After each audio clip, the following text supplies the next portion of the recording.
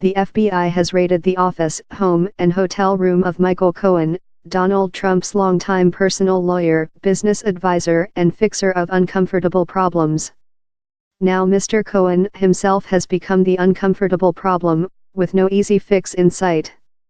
There's basically no precedent for this sort of action in modern U.S. presidential politics.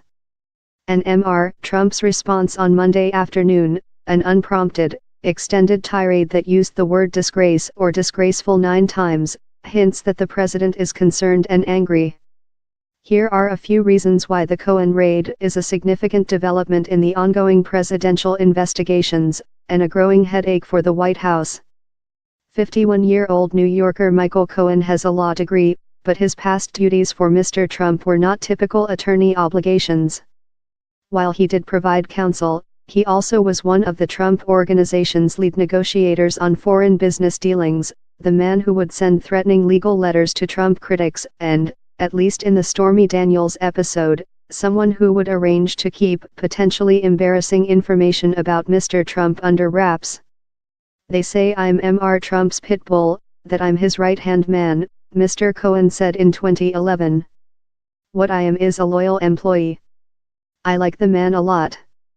In other words, Mr. Cohen, although he severed his ties with the Trump Business Organization in 2017, has been deeply embedded in the Trump world for roughly a decade. If he is under legal scrutiny, it could open a vast window into the inner workings of the president's business empire. His real estate dealings in Russia had already attracted the attention of special counsel Robert Mueller's team, and he was featured prominently in the now notorious Christopher Steele dossier. Even if the search leads nowhere, federal agents scrutinizing a presidential lawyer's business is still a remarkable development. At the moment, however, there's no telling what law enforcement's efforts on Monday could turn up. The issue isn't just what happened. Federal investigators reportedly collecting documents and related information about Mr. Cohen's tax records, business dealings, and 6-figure payment to secure the silence of Daniels, an adult film star who says she had an affair with Mr. Trump. It's also who is doing the investigating.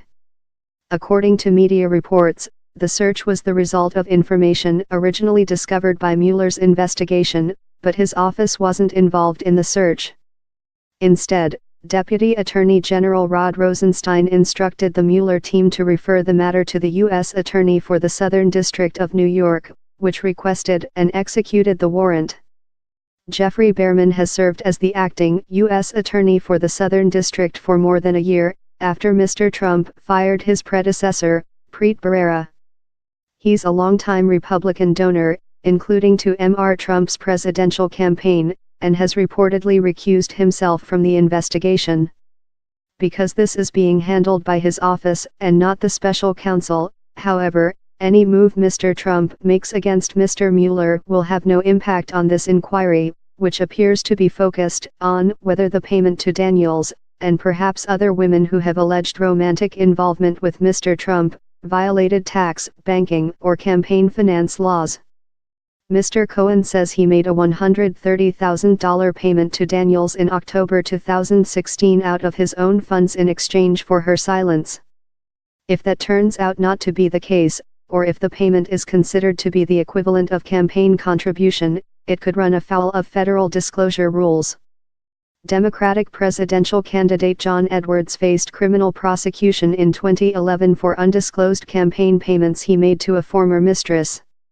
In other words, this is not an academic consideration. The FBI conducted raid of Mr. Cohen's property isn't a garden variety search, either. Because Mr. Cohen is the president's personal attorney, federal investigators had to comply with extra safeguards to avoid infringing on a client's right to confidential legal counsel. Top-level Justice Department officials had to approve of the move, and extra personnel were involved in the process to ensure that privileged communications between Mr. Cohen and his clients, including Mr. Trump, were not disclosed to the investigatory team. The lawyer protections aren't ironclad, however. There are exceptions to the rules, such as in cases where the lawyer is discussing topics outside the realm of agreed legal representation or the parties are involved in committing or concealing criminal activity. If investigators conclude there is reason to believe that Mr Cohen's payment to Daniels violated banking, tax, or campaign finance laws, and is able to convince a judge to concur, then material related to that act, even if it includes otherwise protected communications, could be admissible in court. During a meeting with his military advisors on Monday, the president embarked on extended remarks about what he viewed as the impropriety of the Cohen search. He called his lawyer a good man and claimed that law enforcement broke into his office. Mr. Cohen told CNN that FBI agents were extremely professional, courteous, and respectful. Mr. Trump reiterated that the investigations, including, presumably, the one involving Mr. Cohen, were a witch hunt. He again questioned the impartiality of those investigating him, asserted that there was no evidence of collusion between his campaign and Russia, and said Democrats should be the focus of scrutiny. He called the investigation an attack on our country and on what we all stand for, and entertained the possibility of firing Mr. Mueller, as many people are saying he should do. So we'll see what happens, the president said. The most significant development out of the Cohen raid, then, is what it could set in motion. The president relied on many of his worn phrases, many people are saying, and we'll see, that have, in the past, hinted at future action. He has reportedly considered firing Mr. Mueller in the past. Would the special counsel's role in all this be enough to push the president over the top? Mr. Trump again took swipes at his own Attorney General and Deputy Attorney General Rod Rosenstein, himself a past target of presidential ire, who approved the New York office's raid. Could their positions be in jeopardy? In a Russia investigation that has moved by increments over the past few months, the Cohen search represents a stunning development. There's a new front in the political and legal warfare, and a new series of exposures for the president and those closest to him. Even if the president decides to act, however, the scope of the inquiry, and the potential damage that could result, just became much more challenging to contain. More from Anthony.